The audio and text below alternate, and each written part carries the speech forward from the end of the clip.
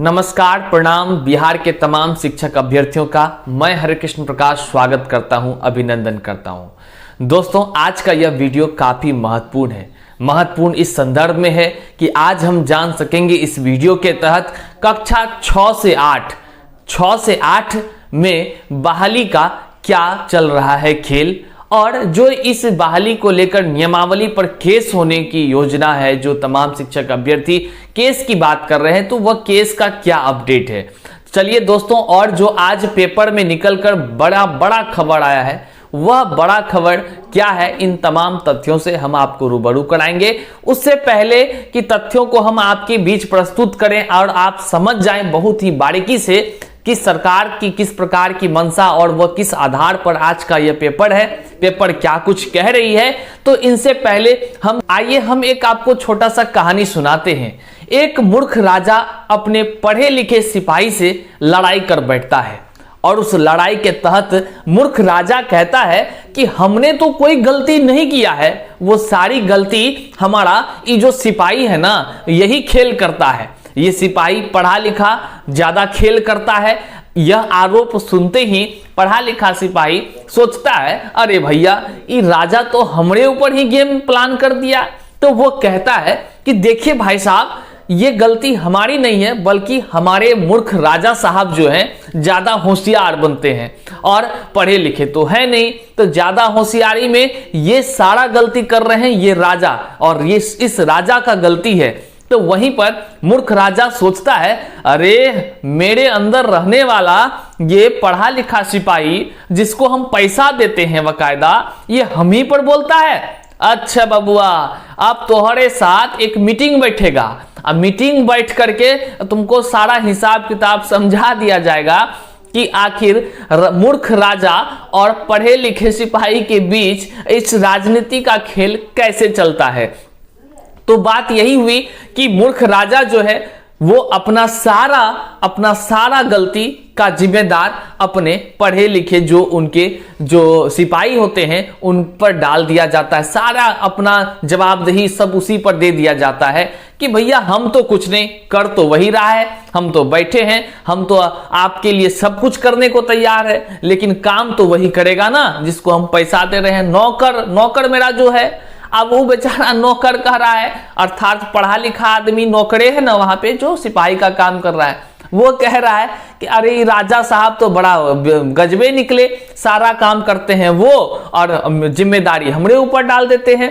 तो वो पढ़ा लिखा है तो उसको राजनीति समझ नहीं आता है, वो बोल बैठता है जनता के बीच। जब जनता के बीच बोल बैठता है तो राजा का दिमाग ठनकता है कि ज्यादा होशियार हो रहा है, ठीक है, अब सब काम रोको, पहले एक मीटिंग करते हैं और इस मीटिंग के बाद इसका इलाज करेंगे पूरा जमकर। ज्यादा पढ़ लिख लिया है, जब इलाज जमकर कर देंगे तो वो वही बात बोलेगा जो हम बोलेंगे, या तो वो काम छोड़कर भाग जाएगा या तो मेरे तरह से काम करेगा। दोस्तों, यह जो आप कहानी को सुने, इस कहानी का अर्थ आपको नहीं समझ आया होगा।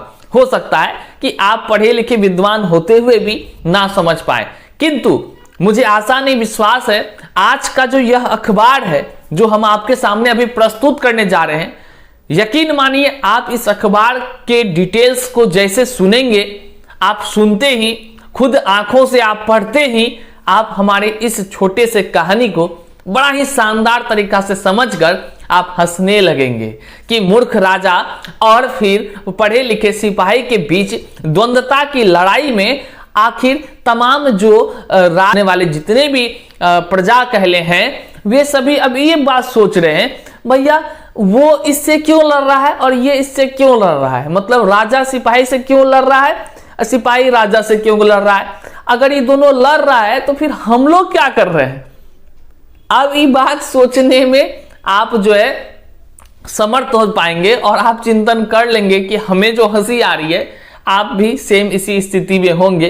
पहले ये अखबार को आप पढ़ लीजिए, समझ लीजिए, और फिर चलते हैं इन तमाम तथ्यों से रूबरू होते हैं। आइए दोस्तों, चलिए आज का अखबार में देखते हैं कि क्या कुछ निकलकर सामने आया। सबसे बड़ा बात आप यहां पर देखेंगे दोस्तों, यहां पर आप पहले देख लीजिए, क्योंकि फालतू बात नहीं करेंगे, सीधे मुद्दे की बात। बीपीएससी की कि निगेटिव मार्किंग के पक्ष में नहीं था शिक्षा विभाग। शिक्षा विभाग कहने का मतलब सरकार नहीं चाहती थी कि निगेटिव मार्किंग हो। तो ये खेल कौन कर रहा है, इस पर हम लोग चर्चा करेंगे। इससे पहले ये देखते हैं दोस्तों यहाँ पे क्या है कि 1,70,000 शिक्षक भर्ती की वैकेंसी अब अगले सप्ताह, मतलब फिर से वैकेंसी को टाल दिया गया है अगले सप्ताह, क्योंकि शैक्षणिक योग्यता, उम्र व पैटर्न पर शिक्षा विभाग से एक और विमर्श करेगी बीपीएससी। अब बीपीएससी के साथ फिर से एक बैठक है, बैठक में क्या नौटंकी होता है पता नहीं। और सीधी बात करते हैं, यहां पर अगर आप देखेंगे दोस्तों तो कक्षा 1 से 12 तक 1,70,000 शिक्षकों की भर्ती के लिए अलग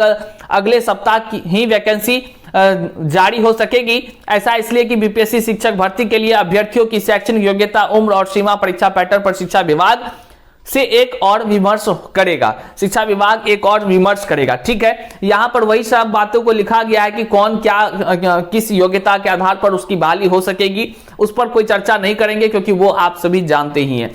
सबसे मुख्य बात है कि यहां पर देखिए लाल घेरे में हम लगा दिए हैं, फिर से आप पढ़िए, हम आपको जूम भी करके दे रहे हैं, आपको जूम करके भी हम आपको दिखाने का काम कर रहे हैं, जूम भी कर दे रहे हैं। अब यहां देखिए यहां क्या कुछ लिखा है, यहां पे घेर रहे हैं, फिर से लिखा है कि बीपीएससी के निगेटिव मार्किंग के पक्ष में नहीं था शिक्षा विभाग। गौर से सुनिए और समझिए, कूटनीति समझिए स्पष्ट रूप से। संयुक्त बीपीएससी प्रारंभिक परीक्षा में जिस तरह निगेटिव मार्किंग का पैटर्न है, शिक्षक नियुक्ति परीक्षा के लिए भी वैसा ही पैटर्न तय किया है। शिक्षा विभाग निगेटिव मार्किंग के पक्ष में नहीं था। अभी बीपीएससी 2 घंटे में 150 वस्तुनिष्ठ प्रश्न रखने के पक्ष में है, जबकि शिक्षा विभाग 2 घंटे में 100 वस्तुनिष्ठ प्रश्न ही रखने के पक्ष में था। शिक्षा विभाग क्वालिफाइंग पेपर के भी पक्ष में नहीं था। वैसे परीक्षा पैटर्न तय करने का अंतिम अधिकार बीपीएससी को ही है। इसका साफ मतलब है कि बीपीएससी के चेयरमैन हाल ही दिनों में कहे थे कि भैया आप सभी अभ्यर्थी हमको इतना जो बोल रहे हैं वो क्यों बोल रहे हैं, सारा काम तो शिक्षा विभाग और बिहार सरकार करती है।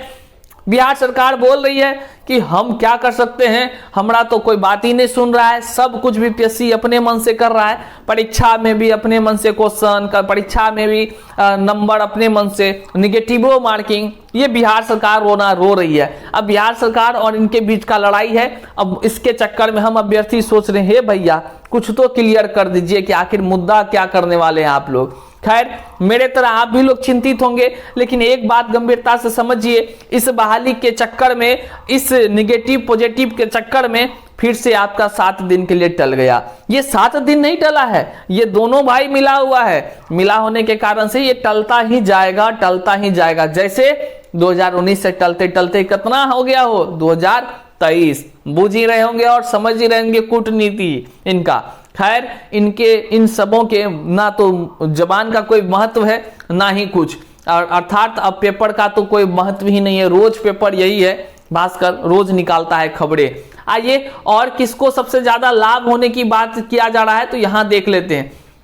यहां देखिए बहुत ही गंभीरता से, यहां देखिए नियोजित शिक्षकों को परीक्षा के अंकों में मिल सकती है छूट। मतलब नियोजित शिक्षक के दोनों हाथ उस पर से मतलब कहा ले तो टोकरी अगर माथा पे हो तो उस पर भी लड्डू, हाथों में लड्डू, सब जगह लड्डुए हैं। महागठबंधन के दलों की नाराजगी, महागठबंधन का दल अगर नाराज हो गया तो देखिए उसको मिल जाएगा अंक। वाह रे खेला गजब, हम लोग से दुश्मनी है का हो नीतीश चाचा। महागठबंधन के दलों की नाराजगी और नियोजित शिक्षकों के आंदोलन को देखते हुए सरकार नियोजित शिक्षकों के लिए परीक्षा में सामान्य अभ्यर्थियों की तुलना में उम्र के साथ ही अनुभव के आधार पर अंकों में भी छूट दे सकती है। मतलब साफ है, वो कुछ दिन आंदोलन किए तो उसको छूट, जो 4 साल से मार खाया बेचारा मरियो गया कितना अभ्यर्थी, उस पर कोई छूट नहीं। खैर उससे बड़ा और क्या हो सकता है इस राज्य का तौहीन, और इस राज्य में हम लोग रह रहे हैं तो सोच ही सकते हैं। झूठे नाम का बिहार में विकास है, ढोकला व्यक्तियों का सरकार है। आइए यहां देखते हैं, कक्षा 6 से 8 तक नहीं आएगी वैकेंसी। साफ शब्दों में आज अखबार कही है कि कक्षा 6 से 8 तक नहीं आएगी कोई वैकेंसी, आप कुछ कर लीजिए नहीं आएगी। कहने का क्या मतलब है इसका कहने का मतलब है जब आप यहाँ आप पढ़ेंगे तो कक्षा 1 से 5, कक्षा 9 से 10 और 11 से 12 की वैकेंसी ही आएगी। कक्षा 6 से 8 तक की वैकेंसी नहीं आएगी। कक्षा 6 से 8 तक शिक्षा विभाग ने 1745 पद रखा था, जिन्होंने इन कक्षाओं के लिए 35,000 रिक्ति भेजी थी। बहुत बड़ा खबर, 35,000 रिक्ति कक्षा 6 से 8 में थी, लेकिन यह सरकार बेईमानी कर ली और यह बेईमान सरकार जो घोटालेबाज घोटाला कर ली। उन्होंने क्या किया दोस्तों, वह एक प्लान तैयार किया। कक्षा 6 से 8 तक की वैकेंसी इसलिए नहीं आएगी क्योंकि 2007 के बाद कक्षा 1 से 5 तक के वैसे शिक्षक स्नातक हैं और 6 से 8 तक के शिक्षक की योग्यता रखने के बाद भी प्रोन्नति नहीं पा सके हैं। इन पदों को प्रोन्नति से भरा जाएगा। बहुत बड़ा खबर दोस्तों, इतना धूर्त सरकार किसी ने नहीं देखा अब तक। मतलब कि हम लोगों से वादा करके अब वादा खिलाफी। अब 35,000 सीट देखिए गबन, वो बोल रहे हैं सीटें नहीं है, 35,000 सीट यहाँ पे है, बता रहा है पेपर, और गबन कर दिया है। दोस्तों बहुत बड़ा ये खबर है, जमकर इसको शेयर कीजिए, सभी अभ्यर्थियों को जगा दीजिए, ये जमकर उसको पता चलना चाहिए कितना सीट और कौन छुपा लिया। देखिए, और मुद्दे की बात यहाँ पर वही फालतू सब बात पहले का लिखा हुआ है, उस सब बात आपको सुनाने से कोई फायदा नहीं है। रिक्ति में भी घोटाला हुई है, 1,78,000 बोला जाता था, अब 1,70,000 हो गया। न जाने बहाली होते होते 1 लाख पर न सिमट जाए। चलिए वीडियो को आगे देखिए, तथ्यों को समझिए बारीकी से। तो चलिए दोस्तों, जहां तक बात करते हैं कि केस की बात, तो केस की बात जो चल रही है मैं आपको पूरा अपडेट दे रहा हूं। इससे पहले कुछ धूर्त वो कहते थे कि 17 तारीख को जो है केस की सुनवाई होनी है। वकायदा उसकी सबूत सभी के सामने आ गया कि वह केस पुराना केस था और वो झूठा दिलासा दिलाकर पैसा लूटने का पूरा प्लानिंग था। हालांकि इस संदर्भ में हम सबों ने आप सबों को जागरूक किया था और तमाम शिक्षक अभ्यर्थी कहीं ना कहीं लूटने से बच भी गए। और दोस्तों ऐसे ऐसे कई चिन्नी चोर कह लें, ऐसे ऐसे कई हैं जो लूटने का कोशिश करते हैं। लेकिन एक बात मैं आपको बता देता हूं, केस अगर नहीं होगी तो यह बहाली में हम सभी शिक्षक अभ्यर्थी जितने भी हैं उन सभी का तो क्या हाल होना है ये तो आप समझ ही रहे हैं। अब बात उठती है कि केस के लिए प्रयत्न कौन कर रहा है। देखिए, केस के लिए कई लोग प्रयत्न कर रहे हैं, लेकिन कई लोगों के प्रयत्न करने से कुछ नहीं होता है। केस के लिए कदम उठाना होगा। आपको अब बहाली चाहिए तो आपको बहाली तभी मिलेगी जब आप खुद कदम उठाएंगे। अब आप कदम कैसे उठाएंगे? तो हर कोई अगर कदम उठाएगा तो परेशान हो जाएगा और कोई फायदा नहीं होगा। तो उस हर कोई कदम ना उठाकर एक कोई कदम उठा रहा है तो आप उसका साथ दीजिए।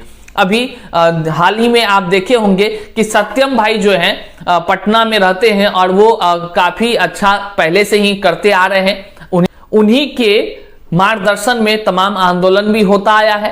तो सत्यम भाई जी लगे हुए हैं अभी केस के लिए, और केस में किस प्रकार की प्रक्रिया होती है और क्या क्या चीज का जरूरत है वो सभी चीज एकत्रित किया जा रहा है। बशर्ते आप तमाम शिक्षक अभ्यर्थियों को अब उनको साथ देना होगा।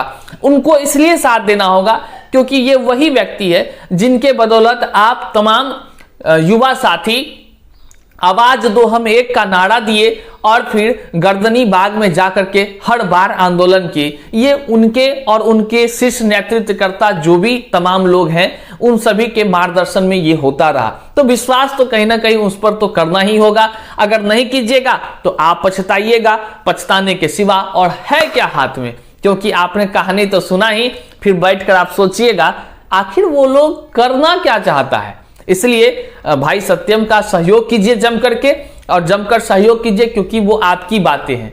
और दूसरी बात दोस्तों मैं आपको बता दूं, कक्षा 6 से 8 अभी आपने पेपर में सुना सारी बातों को कि किस प्रकार से सरकार इस बहाली के नाम पर एक अंग्रेज जिस प्रकार से जुर्म करता था, जो लोग परेशान होते थे, आज वही दिन आ गया है।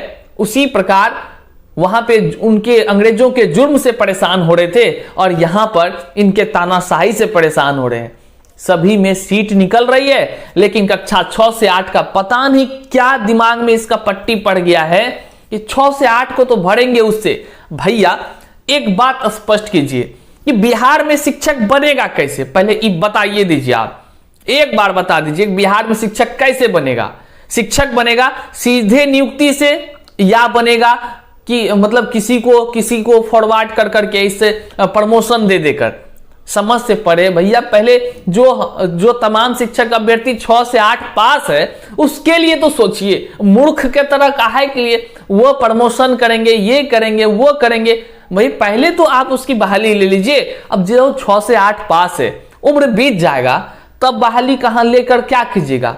लीजिएगा 60 साल में बहाली? गजबे दिमाग है। अब बताइए, आप ही लोग बताइए कि थोड़ा सा ऐसा बुद्धि लेकर कैसे कोई सरकार चला सकता है? आश्चर्य लगता है कि 1 से 5 की बहाली निकल रही है, उसके बाद निकल रहा है, लेकिन 6 से 8 में पता नहीं इसके ऊपर कौन पहाड़ टूट गया है, बहाली नहीं निकाल रहा है, बहाली साफ नहीं। और उसके बाद भी क्या लिखा है आपने पढ़ा। और दोस्तों कह दूं कि केस की बात इसमें भी लोग कर रहे हैं, लेकिन कर ही रहे हैं, कर कुछ नहीं रहे हैं। ये बात जान लीजिए। आप जानिए, हम आपको बारीकी से बता रहे हैं। लोग कर रहे हैं कि हम केस कर देंगे, ये कर देंगे, वो करेंगे, लेकिन कर कोई नहीं रहे हैं अभी तक। अगर हो जाती तब ना कोई बात।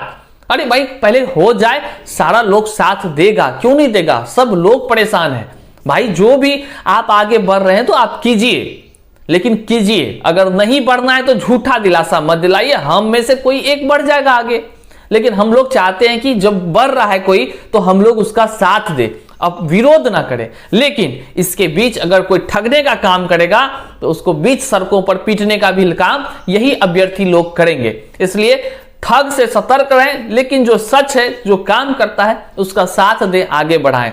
दोस्तों आज के अखबार का जो मुख्य, अगर संक्षिप्त में उनका सारांश देखें तो यह अर्थ निकलकर सामने आता है कि सरकार अब अपनी और बीपीएससी इन दोनों का मिला जुला तालमेल से वह चाहती है कि बहाली आपकी फिर से अटक जाए।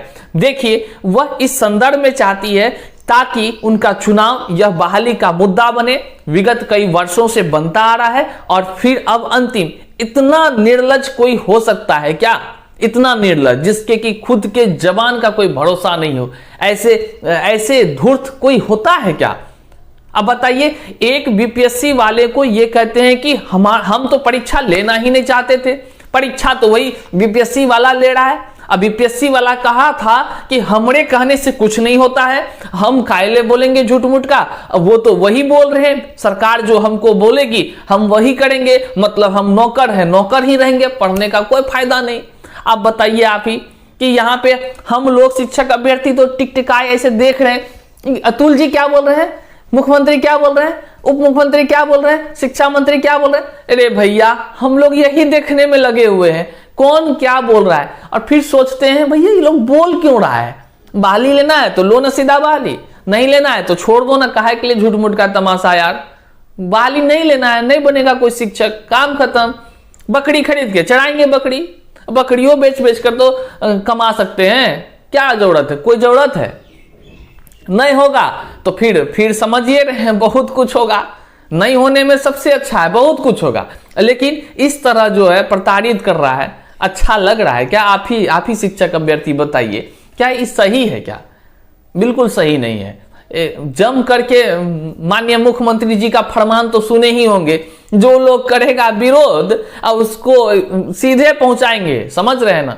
तो याद रखिए इस वीडियो के माध्यम से मुख्यमंत्री जी, हम भी आपको कह दें, एकदम लगे हाथ ही कह देते हैं। शिक्षक, नियोजित शिक्षक कहे या ना कहे, हम तो आपको कह ही दे रहे हैं इस वीडियो के माध्यम से कि देखिए, आप धमकी दे सकते हैं सरकार में रहकर, तो विश्वास रखिए आपकी सरकार जब गिरेगी तो फिर आप किसी लायक नहीं रहेंगे। याद कीजिएगा, एकदम याद कीजिएगा वो बात, वो दिन भी आपको हम याद दिला देंगे, वीडियो बना करके एकदम पहुंचा देंगे आप तक। याद कीजिएगा कि जब आप नीचे गिर जाएंगे ना, उठाने वाला आपको कोई नहीं होगा, क्योंकि आप जिस तरह सता रहे हैं ना अभ्यर्थियों को। आप ही ने कहा था कि बबुआ आप लोग काहे हड़बड़ा रहे हैं, आपको सीधे तो हम विद्यालय पहुंचाने का काम करेंगे। शिक्षा मंत्री सुने थे ना, लेकिन ये वही लोग हैं जिनके जुबान पर एक जरा सा भी लगाम नहीं है कि बोल क्या रहे हैं, प्रभाव क्या पड़ेगा और अभ्यर्थियों के बीच होगा क्या।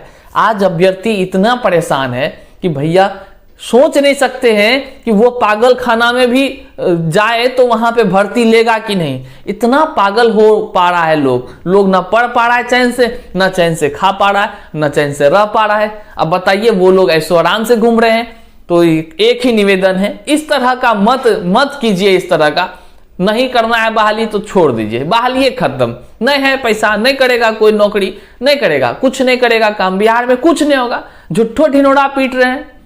बस आप सभी अभ्यर्थियों से निवेदन है, वीडियो को शेयर कर दें। मन करे तो सब्सक्राइब कीजिए, नहीं मन करे तो मन मत कीजिए। लेकिन इतना तो जरूर कहेंगे, हम जब भी वीडियो आपके बीच लाते हैं कुछ ना कुछ वास्तविकता के साथ लाते हैं। फालतू बात करने का हमें कोई दिलचस्पी नहीं है, लेकिन कुछ बातों को आपके सामने रखना चाहता हूं, इसलिए इस वीडियो के माध्यम से अपनी बातों को रखा। तकलीफ में जी रहा हूं भाई साहब, इसलिए, और मुझे विश्वास है कि आप भी तकलीफ में ही जी रहे होंगे। चलिए वीडियो देखें, इसके लिए तहे दिल से शुक्रिया। अच्छा लगे तो लाइक कर दीजिएगा, विचार आए तो कमेंट कर दीजिएगा, और पसंद आ जाए, ज्यादा अच्छा लगने लगे तो लाल नीचे सब्सक्राइब का बटन है, सब्सक्राइब कर दीजिएगा। मिलते हैं फिर से एक नए वीडियो में, तब तक के लिए जय हिंद दोस्तों।